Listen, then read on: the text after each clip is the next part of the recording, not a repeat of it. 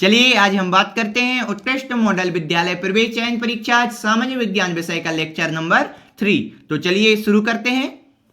सबसे पहले अपन बात करते हैं संविधान सभा है जिसका प्रथम अधिवेशन हुआ था 9 दिसंबर सन 1946 को हुआ था, जिसके अस्थायी अध्यक्ष कौन? अस्थायी अध्यक्ष सच्चिदानंद सिन्हा थे। लेकिन 11 दिसंबर को पुनः 11 दिसंबर 1946 को पुनः एक और अधिवेशन हुआ जिसमें डॉक्टर राजेंद्र प्रसाद को स्थायी अध्यक्ष चुना गया था। पहले ये अस्थायी थे, माने फिक्स नहीं थे, उनको अध्यक्ष मान लिया था कि अभी के लिए फिलहाल के लिए सच्चिदानंद सिन्हा है। लेकिन 11 दिसंबर को पुनः हुआ दोबारा बैठक, तो उसमें डॉक्टर राजेंद्र प्रसाद को स्थायी अध्यक्ष बना दिया गया था। क्लियर। अब बात करते हैं प्रारूप समिति के अध्यक्ष डॉक्टर भीमराव अंबेडकर थे। ये बहुत इंपॉर्टेंट है, आपको ध्यान रखना है। एक तो ये संविधान सभा के स्थायी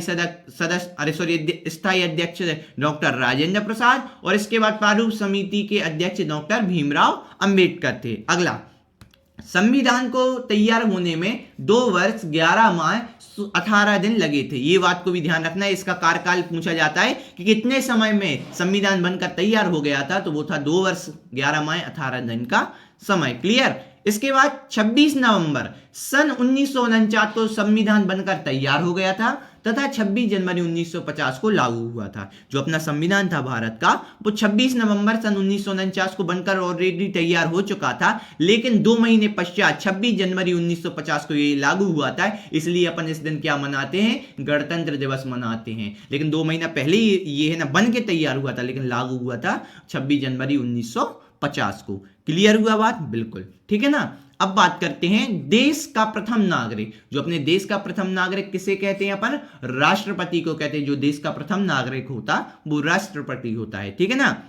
अब अगला बात करें, राज्य का प्रथम नागरिक राज्यपाल होता है। जैसे देश का प्रथम नागरिक राष्ट्रपति होता है, इसी प्रकार राज्य का प्रथम नागरिक कौन होता है? राज्यपाल होता है। इसको भी ध्यान रखना है। लोकसभा के बहुमत दल के नेता को क्या कहते हैं? प्रधानमंत्री कहते हैं। जो लोकसभा होती है उसके बहुमत दल के नेता को क्या बोलते हैं?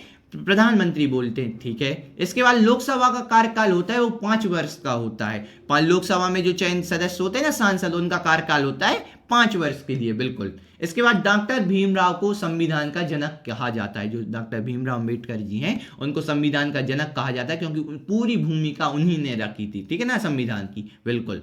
इसके बाद वर्तमान भारत के राष्ट्रपति, या भारत की कहेंगे क्योंकि महिला राष्ट्रपति हैं अभी, वर्तमान भारत की महिला राष्ट्रपति द्रौपदी मुर्मू है। कौन है? द्रौपदी मुर्मू है। ठीक है ना, इसको भी ध्यान रखना है। राष्ट्रपति को राष्ट्रपति शासन लागू करने का अधिकार होता है। जो राष्ट्रपति शासन होता है, जो नियम, उसको लागू करने का अधिकार किसको होता है? केवल राष्ट्रपति को होता है। अब कहेंगे सर राष्ट्रपति शासन काल क्या है? तो वह जब क्या कर सकते? इमरजेंसी की घटनाएं हो जाती, इमरजेंसी लग जाती, मतलब क्या कह सकते? जब कहीं भी किसी क्षेत्र में या देश में जब सरकार उसको चलाने, उस क्षेत्र को, उस राज्य को, उस देश को चलाने में अपना खो देती है उत्तरदायित्व, तो अपना है ना जो है ना नेतृत्व खो देती है, तो फिर राष्ट्रपति संभालता है उस क्षेत्र का, उस राज्य का, उस देश का शासन। वही कहलाता है राष्ट्रपति शासनकाल। हालांकि उतनी डिटेल में नहीं पढ़ना क्योंकि ऑब्जेक्टिव क्वेश्चन है।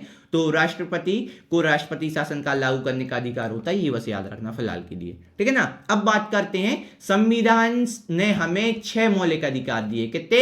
6 मौलिक अधिकार दिए हैं। ये क्वेश्चन आता है कि संविधान के द्वारा हमें कितने मौलिक अधिकार प्राप्त है? तो 6। कौन कौन से? समानता का अधिकार, स्वतंत्रता का अधिकार, शोषण के विरुद्ध अधिकार, धार्मिक स्वतंत्रता का अधिकार, संस्कृति एवं शिक्षा का अधिकार, और छठा है सार्वजनिक उपचार का अधिकार। समझ में आ गया? ये 6 है ना मौलिक अधिकार थे। इसके बाद आगे बात करते हैं। बिल्कुल।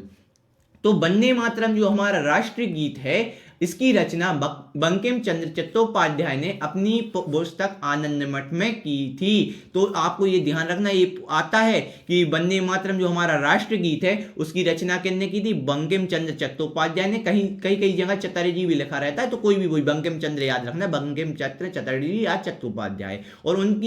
और ये जो गीत है उनकी एक पुस्तक है आनंद मठ। कौन सी पुस्तक का नाम है? आनंद मठ है। तो आनंद मठ नामक पुस्तक में ये लिखा हुआ है, तो ध्यान रखें।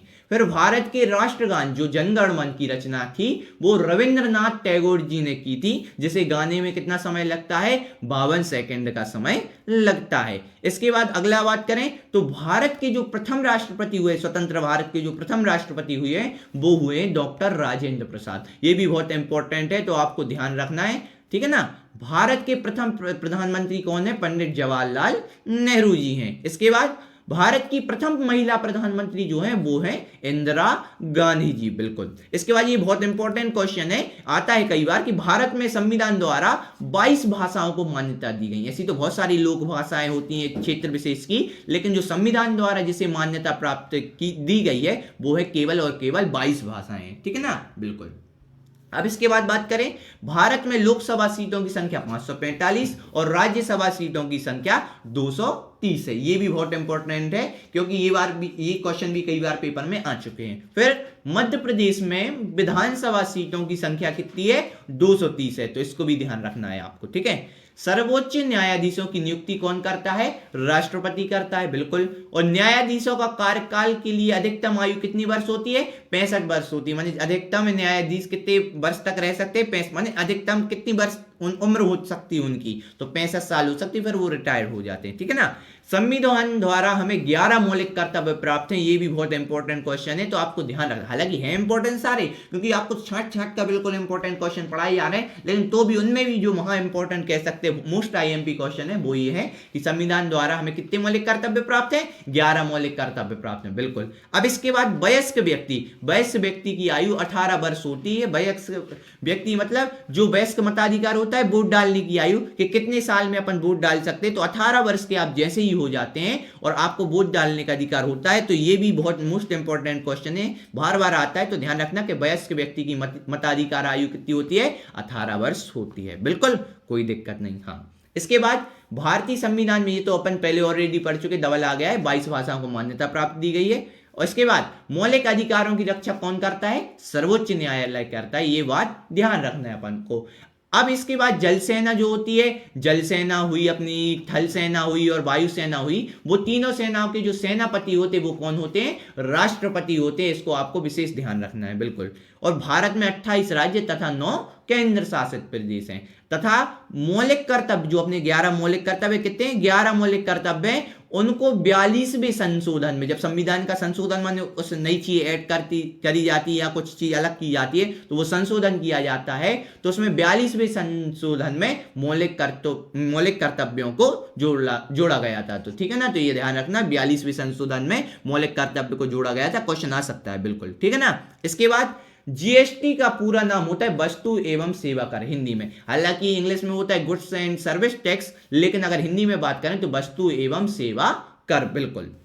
इसके बाद राष्ट्रीय ग्रामीण रोजगार गारंटी योजना में कितने दिनों का कार्य मिलता है? 100 दिनों का कार्य मिलता है। बिल्कुल। और जीएसटी जो होता है, जीएसटी जो लगता है वो किस प्रकार का टैक्स है? अप्रत्यक्ष कर है, इनडायरेक्टली टैक्स है। ठीक है ना? इसके बाद बात करते हैं चालू खाते पर ब्याज नहीं मिलता। ये बहुत ध्यान रखना है, ये क्वेश्चन बार बार आता है, मोस्ट इंपॉर्टेंट क्वेश्चन है कि कौन सा? चालू खाते पर ब्याज नहीं मिलता। ये बात को ध्यान रखना है। बिल्कुल। समझ में आया? बिल्कुल। हाँ।